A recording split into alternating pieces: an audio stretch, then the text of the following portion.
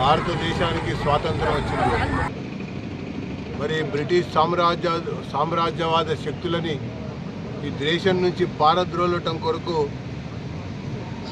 చాలా పెద్ద ఎత్తున సాగినటువంటి ఒక ఉద్యమంలో, పోరాటంలో, త్యాగాల ఫలితంగా స్వాతంత్రం కొరకు నిరీక్షించి ఆ రకంగా స్వాతంత్ర ప్రకటన చేసినటువంటి సందర్భంలోనే భారతదేశ విభజనకు గురైంది.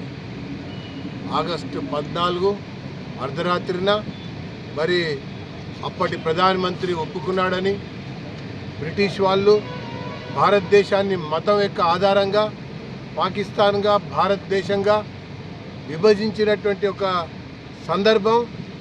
మరి దాంట్లో భాగంగా ఈరోజు భారతదేశంలో అనేక చోట్ల, అనేక కేంద్రాల్లో ఈ రకమైనటువంటి ఒక కార్యక్రమాలు నిర్వహించి ఆనాటి రోజుల్లో జరిగినటువంటి ఒక సంఘటనల్లో మరి భారతదేశ విభజన యొక్క గాయాలని ప్రజలకి వివరించడం, తెలియజెప్పటం, జరిగినటువంటి ఒక సంఘటనల నుంచి మరి అనేక రకాల ఆలోచనలతో మరి ప్రజలలో దేశభక్తిని పెంపొందింపజేసుకోవడం కొరకు మరి ఈ యొక్క కార్యక్రమం ఉపయోగపడుతుందని చెప్పని నేను తెలియజేసుకుంటూ